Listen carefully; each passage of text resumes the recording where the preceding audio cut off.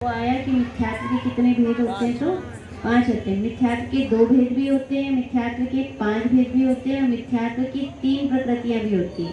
ठीक है, ध्यान रहेगा। दर्शन मोहिनी की 3 प्रकृतियां होती हैं। किसकी होती है?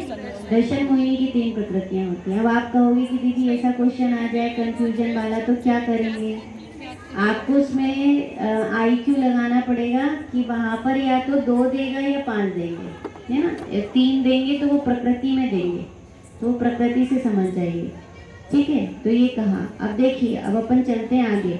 क्वेश्चन नंबर 64, मिथ्यात्व के 5 भेदों को संक्षेप में समझाइए। जीवादि तत्वों का जैसा स्वरूप है वैसा ना मानकर उससे विपरीत मानना वह विपरीत मिथ्यात्व है। ठीक, वस्तु अनेकांत स्वरूपी है, अर्थात वस्तु नित्य अनित्य एकानेक भेदाभेद रूपी है। द्रव्यार्थिक नय और पर्यायार्थिक नय से वस्तु का स्वरूप अलग अलग प्रकार का है, ऐसा ना मानकर वस्तु का सर्वथा एक पक्षी ग्रहण करना एकांत मिथ्यात्व है। ठीक है, विपरीत मिथ्यात्व, उसके बाद एकांत मिथ्यात्व। फिर एकांत मिथ्यात्व के बाद जो प्रशस्त पदार्थ विनय के योग्य है उनकी विनय नहीं करना, तथा जो अप्रशस्त पदार्थ विनय के योग्य नहीं है उनकी विनय करना, वह विनय मिथ्यात्व है। ठीक, फिर सच्चे तत्वार्थ और देख गुरु धर्म आदि के प्रति निशंकित ना होकर संशय बना रहना, वह संशय मिथ्यात्व है। अतार्किक होकर मूर्ता रूप से होना, वह क्या है? अज्ञान मिथ्यात्व है। इसकी डेफिनेशन आप लोगों को अच्छे से याद। सम्यक में भेद की बात आई है। सम्यक की किस में बात आई है? भेद की। इसमें आपकी टिप्पणी भी है, तो आप ये टिप्पणी में लिख सकते हो सम्यक दर्शन के प्रकार। किसके प्रकार है? सम्यक दर्शन के प्रकार। नहीं, इसमें नहीं आएगा। यदि मिथ्यात्व के प्रकार दिए होते तो आता। औपसम्यक सम्यक तो क्षयोपसम्यक सम्यक और क्षयिक सम्यक ये आएंगे। ठीक है, मिथ्यात्व की परिभाषा आपको क्या करनी पड़ेगी? याद करनी पड़ेगी। देखिए फिर से देखते हैं। विपरीत मिथ्यात्व किसको कहा? सबसे पहले जीवादि तत्वों का जैसा स्वरूप है वैसा ना मानकर। ठीक है, पहला नंबर विपरीत मिथ्यात्व। अब विपरीत मिथ्यात्व में क्या कहा? कि जैसा स्वरूप है ना, जैसा स्वरूप है वैसा ना मानना, है ना। जैसा है वैसा ना मानना। इस थोड़ा सा संक्षेप में अपन कह सकते हैं कि जैसा है वैसा ना मानना। ठीक है, जैसा है वैसा ना मानना, तो वही क्या कहलाएगा? विपरीत श्रद्धा। ठीक, अब विपरीत श्रद्धा में वस्तु कैसी है? अनेकांत स्वरूपी है। कैसी है वस्तु? अनेकांत स्वरूपी। अनेकांत स्वरूपी मतलब नित्य अनित्य है, एकानेक है, भेदा भेद है। लेकिन अपन कैसा माने? या तो भेद ही मान लें या भेद ही मान लें, है ना। नित्य ही मान लें या अनित्य ही मान लें। तो नित्य ही मान लेते तो कैसे नित्य ही मान लेते हैं? कि नित्य मान लेते हैं तो कैसा लगता है कि जैसे अपन ने कोई कार्य किए, आज अपने को बहुत अच्छा लगा, तो अपन क्या सोचते हैं? अपना स्वास्थ्य कैसा रहना चाहिए? कि हमेशा ऐसे ही रहना चाहिए। आज कमर में दर्द नहीं हुआ, है ना। आज कमर में बहुत कम दर्द हुआ, आज कमर का दर्द कम था। लेकिन वो कैसा है कि वो जैसा है वो तो अनित्य है। वो स्वास्थ्य आज अच्छा है लेकिन कल क्या होगा?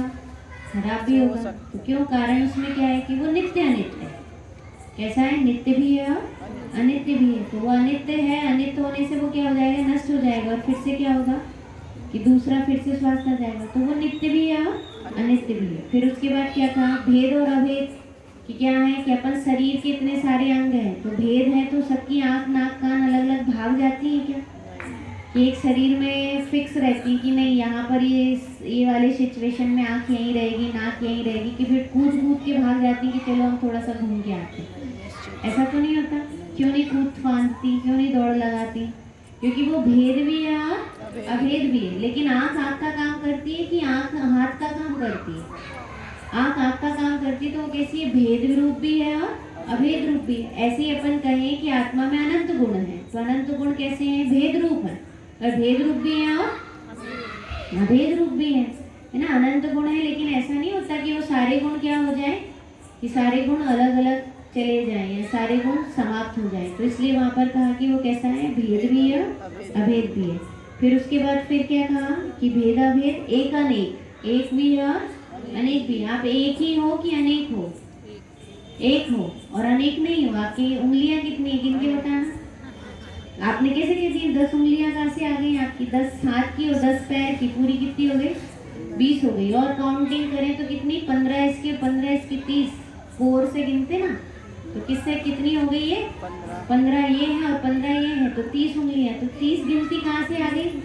यदि अभी तो कह रहे थे एक ही है, तो कैसी है? एक भी है और अनेक भी है, एक भी है और अनेक भी है। तो ऐसे जीव भी कैसा है कि एक है, लेकिन उसमें कितने गुण हैं? अनेक गुण हैं। तो एक भी है और अनेक भी। तो ये क्या है? ऐसा ना मानना, ये क्या कहलाता है? विपरीत मिथ्यात्व। कौन सा मिथ्यात्व है? विपरीत मिथ्यात्व। आगे समझ में, जो एकानेक, भेदाभेद और नित्य अनित्य रूप अनेकांत वस्तु को जैसी है वैसी नहीं मानना, वही क्या कहलाता है? विपरीत मिथ्यात्व। बन जाएगा? बोलते बोलकर बताइए क्या कहा? एकांत मिथ्यात्व। कौन सा मिथ्यात्व? एकांत मिथ्यात्व। अब एकांत पारयार्थिक न्याय और पर्यार्थिक न्याय से वस्तु का स्वरूप अलग अलग प्रकार है। ऐसा न मानकर वस्तु को सर्वथा एक पक्ष ग्रहण करना, इसमें क्या आ जाएगा? एक करना, एक पक्ष। कौन है? एकांत मिथ्यात्व। कैसे एकांत एक पक्ष को ग्रहण करते हैं? जैसे कहें कि द्रव्यार्थिक न्याय और पर्यार्थिक न्याय। अब आपको कहें कि ये उंगली कैसी है?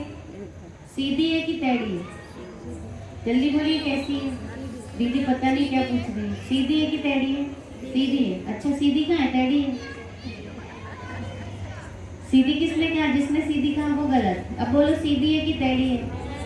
कहाँ है? टेढ़ी कहाँ है? सीधी है। तो ये क्या हो गया कि वो वहीं पर जो वस्तु है, उस वस्तु को कैसे मानना कि उसका एकांत एक पक्ष को मानना। जबकि क्या कहेंगे कि सीधी किसी अपेक्षा से सीधी भी है और किसी अपेक्षा से टेढ़ी भी है ना? उत्पाद वय रूप वस्तु है। वस्तु कैसी है? उत्पाद वय स्वरूप है। तो उत्पाद वय स्वरूप वस्तु कैसी होती है कि उसका क्या होता है कि उसका उत्पाद भी होता है और वय भी होता है। तो इसको क्या कहा? इसको कह दिया। और उसके एक पक्ष को मानते हैं तो उसको क्या बोलेंगे? एकांत मिथ्यात्व। कौन सा मिथ्यात्व? एकांत मिथ्यात्व। बताओ, लड़की हो कि आत्मा हो? पर्यायार्थिक न्याय से लड़की है, महिला है ना, लेडीज है, औरत है। किसकी अपेक्षा से? पर्यायार्थिक अपेक्षा से। लेकिन द्रव्यार्थिक न्याय से देखे तो कौन है? आत्मा है ना? मामी हो, अभी आएंगे सब भांजे भांजी। मामी हो कि बुआ हो कि फिर महिला हो?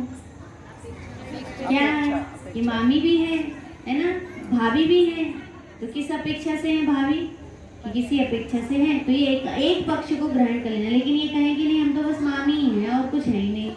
हम तो क्या हैं? ना हम किसी की बुआ लगते, ना हम किसी की पत्नी लगते, ना हम किसी की माता लगते, ना हम किसी के कुछ लगते। हम तो मात्र कौन है? हम एक मामी। तो ये क्या हो गया कि ये एकांत पक्ष हो गया। एक पक्ष को ग्रहण करें, मतलब पर्यायार्थिक न्याय को तो ग्रहण किया, लेकिन नित्य द्रव्यार्थिक आत्मा को ग्रहण नहीं किया। ठीक है, तो ये हो गया। अब इसके बाद चलिए फिर क्या हुआ? एक पक्ष को करे तो एकांत मिथ्यात्व। जो प्रशस्त पदार्थ में विनय मिथ्यात्व। तीसरे नंबर में कौन है? प्रशस्त पदार्थों में भी विनय है और अप्रशस्त पदार्थों में भी विनय। विनय योग्य कौन से होते हैं? प्रशस्त पदार्थ होते हैं कि अप्रशस्त? किसी ने आपको पापोपदेश दिया तो आपको वो कैसे लगने हैं? धन्य है, आपके बिना तो हम क्या नहीं कर पाते कि हम विषय भोगों में नहीं लग पाते। हमको लड्डू खाना किसी ने सिखाया, तो किसने सिखाया? कि हमारी भाभी ने सिखाया। तो कितने खुश हो जाते हैं। पिक्चर देखना सिखाया है ना? पिक्चर किसी ने देखना सिखाया, तो किसने सिखाया? कि हमारी मामी ने सिखाया कि पिक्चर ऐसे देखना चाहिए। तो बताओ वो क्या हो गया कि जो विषय भोग में लगना सिखाए तो अप्रशस्त में भी विनय करता है और प्रशस्त में भी विनय करता है, अयोग्य में भी विनय करता है और योग्य में भी विनय करता है। तो वो क्या हो गया? विनय मिथ्या। कौन सा मिथ्या?